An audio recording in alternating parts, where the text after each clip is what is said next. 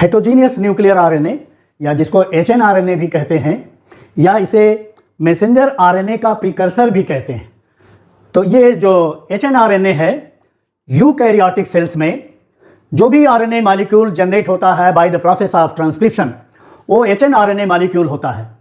इसे primary transcript भी कहते हैं, और प्राइमरी ट्रांसक्रिप्ट की जो लेंथ होती है वो डीएनए की उस लेंथ के बराबर होती है जितना डीएनए का सेगमेंट जो है ट्रांसक्राइब होता है।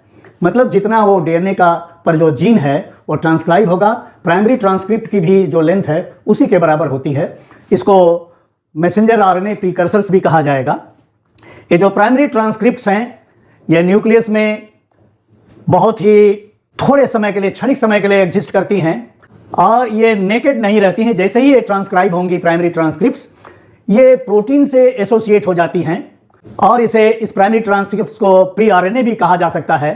और इनकी जो है इसके बाद प्रोसेसिंग होती है, और स्मॉलर और फंक्शनल आरएनए के रूप में ये प्रोसेस किए जाते हैं by the process of cut and paste. क्योंकि प्राइमरी ट्रांसक्रिप्ट्स दोनों चीज़ों को कंटेन करता है, एक्सॉन्स भी होते हैं और इसमें इंट्रॉन्स भी होते हैं।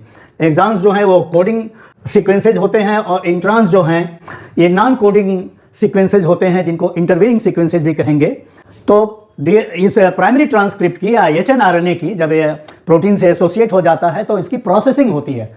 इस प्रोसेसिंग में जो प्राइमरी ट्रांसक्रिप्ट्स के जो दोनों एंड हैं, उस पर एक 5 प्राइम एंड पर जो है मिथाइलेशन होगा, मिथाइल गोनोसिन ट्राइफॉस्फेट ऐड हो जाएगा, वो कैपिंग हो जाएगी, और 3 प्राइम एंड पर एक पॉली ए टेल ऐड होती है।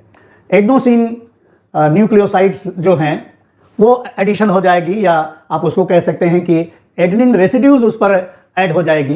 तो इसके एडिशन से, कैपिंग से और एडिशन से जो प्राइमरी ट्रांसक्रिप्ट बनती है वो प्रोटेक्ट हो जाती है न्यूक्लियस में, और इसका डिग्रेडेशन नहीं होने पाता है, ये स्टेबल रहती है। और जब इसकी प्रोसेसिंग हो जाती है तब इस प्रोसेस्ड फॉर्म में जो प्राइमरी ट्रांसक्रिप्ट है वो एक स्मॉल साइज में तब मैच्योर मैसेंजर आरएनए के फॉर्म में आ जाता है, और वो जाके न्यूक्लियस से, न्यूक्लियर पोर के थ्रू ट्रांसपोर्ट होके साइटोप्लाज्म में आएगा, राइबोसोम से अटैच होगा और प्रोटीन की सिंथेसिस होगी।